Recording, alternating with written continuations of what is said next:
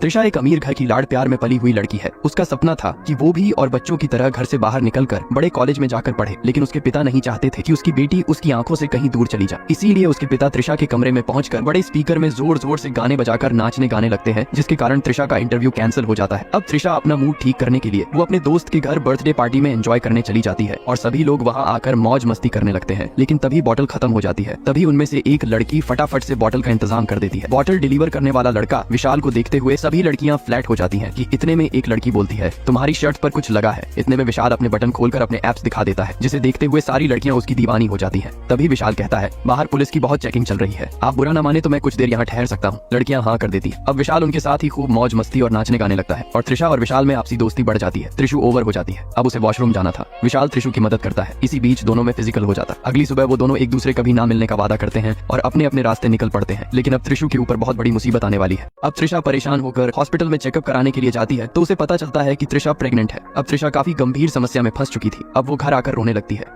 अब वो एक बर्थडे पार्टी में जाती है, लेकिन वहाँ पर चुपचाप बैठी रहती है और किसी से भी बात नहीं करती। पार्टी से निकलने के बाद त्रिशा कार में रोती हुई फैसला कर लेती है कि वो इस बच्चे को जन्म देगी। अब अगले दिन वो जॉगिंग कर रही होती है कि उसे याद आ जाता है कि वो तो प्रेग्नेंट है। अब वो जॉगिंग छोड़कर अपने पापा के पास आकर बैठ जाती। तभी उसके पापा त्रिशा से पूछते हैं, बेटा क्या हुआ, आज इतनी जल्दी जॉगिंग से कैसे आ गई तुम? तभी त्रिशा कहती है, पापा मुझे आपसे सीरियस बात पर डिस्कशन करनी है। उसके पापा कहते हैं, बोलो बेटा क्या हुआ? त्रिशा कहती है, पापा मैं प्रेग्नेंट हूँ। उसके पापा कहते हैं, बेटा तुम मुझसे मजाक तो नहीं कर रही? त्रिशा कहती है, नहीं मैं मजाक नहीं कर रही। उसके पापा कहते हैं, तुम प्रेग्नेंट कैसे हो सकती हो भला, कब, कहाँ और कैसे हुआ? अब त्रिशा और उसके पापा के बीच इस मैटर को लेकर काफी बहस हो जाती है। अब रात में त्रिशा अपने पापा के पास आकर कहती है, क्या आप मुझसे अभी भी नाराज हैं? उसके पापा कहते हैं, हाँ। अब त्रिशा अपने पापा से पूछती है, क्या मैं इस लड़के को बता दूं? उसके पापा शॉक हो जाते हैं, क्या उस लड़के को नहीं पता कि तुम्हारे पेट में उसका बच्चा है? अब त्रिशा अपने दोस्त को कॉल लगाकर कहती है, वो दारू वाले लड़के का नंबर मुझे जल्दी से मुझे भेज, मैं प्रेग्नेंट हूँ। तभी उसकी दोस्त दारू वाले आदमी को कॉल लगाकर विशाल का नंबर मांगती है, लेकिन वो आदमी कहता है, तुम दारू वारू छोड़ दो, इससे मेरा लिवर खराब हो चुका है और मैं अभी हॉस्पिटल में भर्ती हूँ। त्रिशा गुस्से से कहती है, तू इससे जल्दी से दारू वाले का नंबर ले। तभी वो आदमी कहता है, अब मेरे पास एक भी दारू वाले का नंबर मौजूद नहीं है। फिर त्रिशा और उसकी दोस्त उस जगह जाते हैं जहाँ पर उन्होंने पार्टी की थी। अब वो सिक्योरिटी गार्ड से उसका रजिस्टर लेकर उसका नाम पता करने की कोशिश करते हैं, लेकिन वो दारू वाले का नाम पता नहीं कर पाते क्योंकि उसने एक लाइन खींचकर अपने साइन कर दिए थे। अब त्रिशा सिक्योरिटी गार्ड पर गुस्सा हो जाती है। अब त्रिशा अपने घर जाकर दारू मंगवाना स्टार्ट कर देती है। वो हर रोज एक नए दारू वाले को फोन करके दारू मंगाना इसीलिए शुरू करती है क्योंकि उसे लगा